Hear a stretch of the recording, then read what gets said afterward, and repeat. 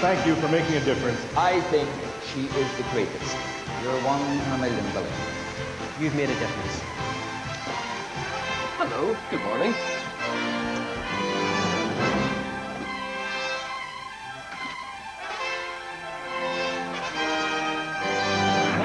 It's good to take a cow for a walk every now and again. It shows it. Did you love it? See, Daniel dumped his girlfriend. That's a surprise, isn't it?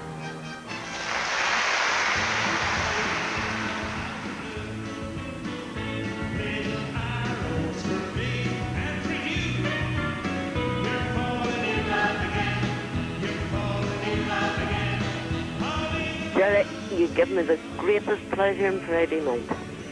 Well, I don't seem to remember. I thoroughly enjoyed that show. That wasn't me.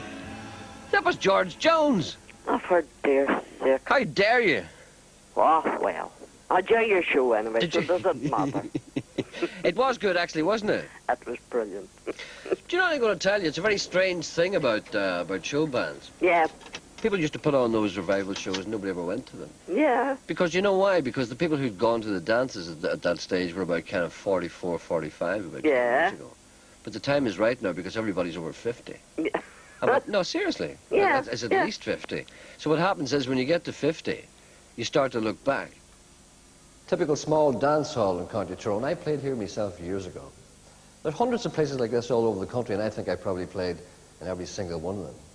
This is near Omagh, a very musical town, and this is where its musicians and singers went before anybody knew who they were. People who are quite famous now, people like Frankie McBride, Brian Call, Dominic Kerwin, Speedy Hamilton, Frank Chisholm, and Arthur McGlynn.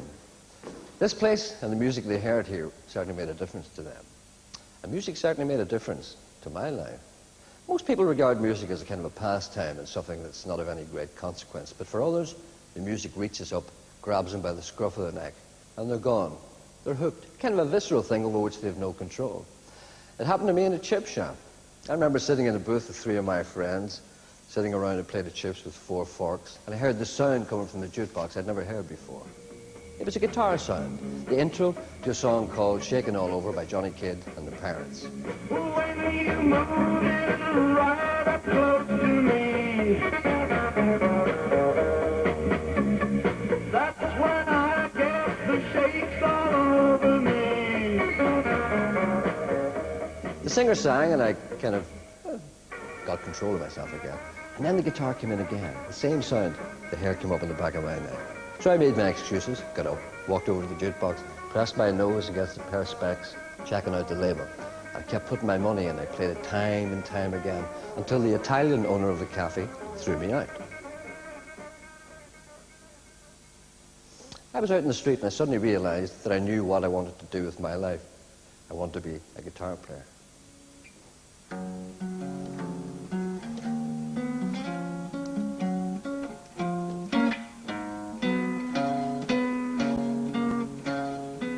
But I had been involved in music before, of course. Most people in Derry are from a very young age in church choirs and fascias. People say that people from Derry are more talented musically than people from other places, but that's a load about rubbish. It's just that they're exposed to it earlier, and if the youngsters have any talent at all, it's spotted earlier in Derry than anywhere else.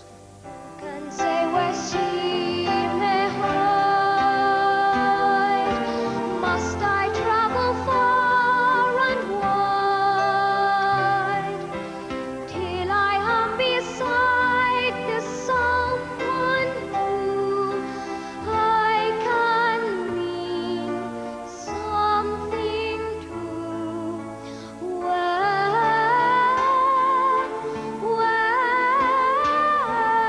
is love? I started off in show bands, God help me.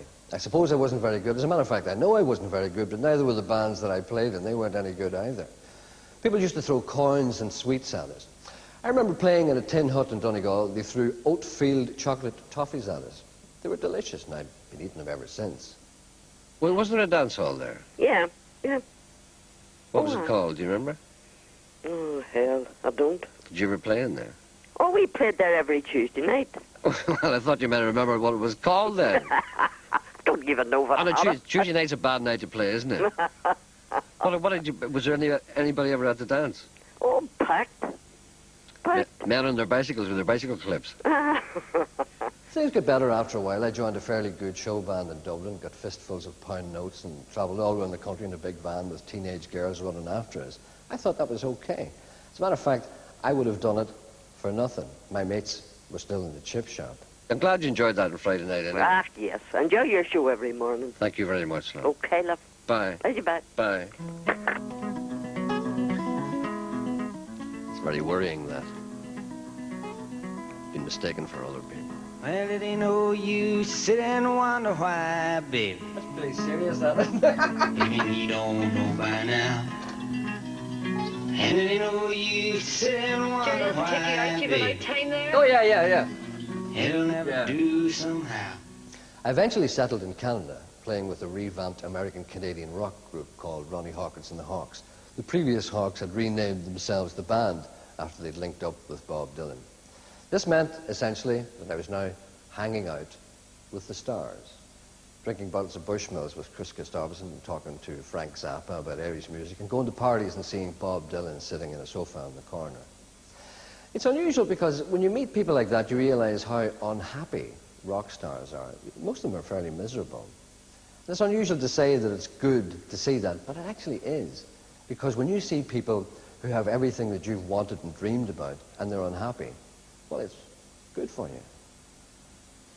Show business is a world of harshness, tempered only by light moments and lots of money coming out of the top of your trousers. Here's a small man with a big talent. Stop where you are. I didn't really mean to hurt you. It's something I said. It's torn you away from me.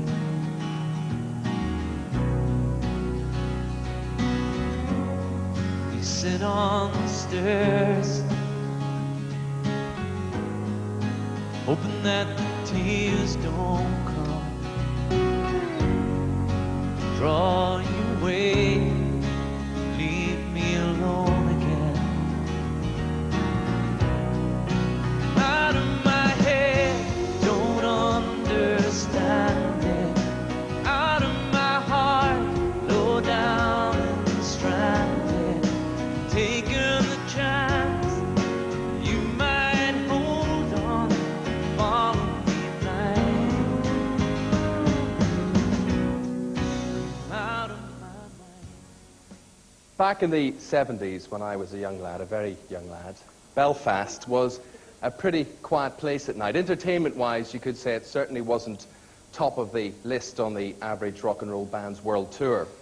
But you, Jamaican, wanted to change all that. Despite the nightly news bulletins from here, you contacted stars and convinced them to fight their perceptions of Northern Ireland and come over here to perform for us. We owe you a lot. God bless you. God bless you. I'm blessing a lot of people today. Hello, good morning. The show bands have been very good to you over the years, and you're talking about money, and I'd like somebody to give me some money, because I have 2 tickets here for tonight's show at the Waterfront Hall. Why don't you go yourself? No, thanks. No, but sure, you've been great, and you've been well received and all in the hall. If I want to hear a 60-year-old man singing Little Arrows, I'll ask somebody in a pub. I said they won't be singing Little Arrows. Want to bet? See, they sung that the last time. Want to bet?